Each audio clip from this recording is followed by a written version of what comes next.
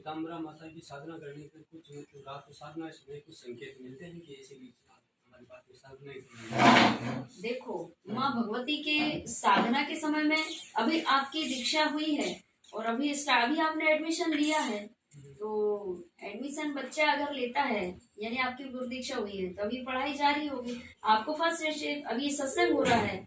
सत्संग मतलब सत्य का संग, सत्य का बोध आपको प्राप्त हो रहा है।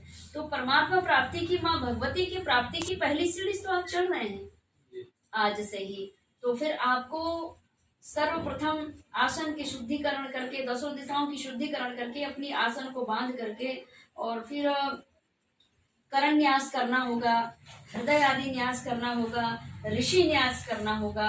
स्रोत कवच पाठ करने के बाद में फिर माँ भगवती की आप आराधना विधि पूर्वक क्रमशः करेंगे तो आपको शीघ्रता पूर्वक मैया के दिव्य दिव्य साक्षात्कार की अनुभूति होने लगेगी। और साधकों के तो माँ भगवती साथ ही होती हैं।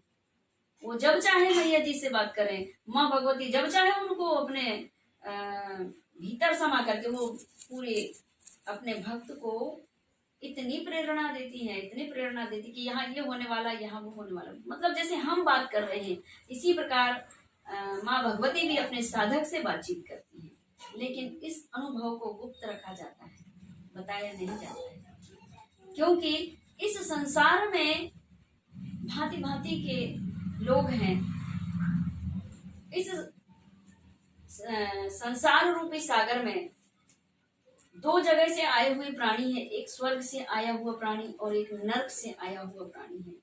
जो माँ भगवती की शरण में जाता है, जो माँ भगवती ब्रह्मास्त्र विद्या की शरण लेता है, दीक्षा लेकर के अपने स्वयं के जीवन का कल्याण चाहता है और अपने परिवार के जीवन का भी कल्याण चाहता है, अपने हितैषी परिवार, समाज और देश का कल्याण चाहता है, वो माँ भगवती के श्री चरणों में समर्पित होकर के दीक्षा लेकर के और फिर साधना प्रारंभ करता है तो माँ भगवती जल्दी प्रसन्न होती है। लेकिन फिर भी साधना में क्रमशः साधना प्रारंभ होती है, यानी कि कभी भी कुछ भी कर रहे हैं ऐसा नहीं।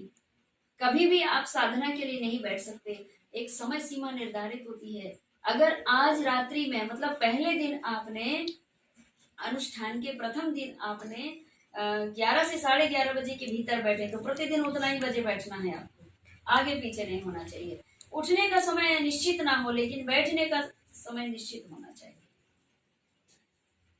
और साधना प्रारंभ करने के पूर्व दीप प्रज्वलित कर लेना चाहिए, क्या, ताकि माँ भगवती दिव्य ज्योति स्वरूप में आपकी साधना के पूर्व ही विद्यमान हो गई है। कुछ भी हो सकता है, वो दीप की लौ से माँ भगवती दिव्य दिव्य संकेत आपको करेंगी, वो सब आपको दिखेगा।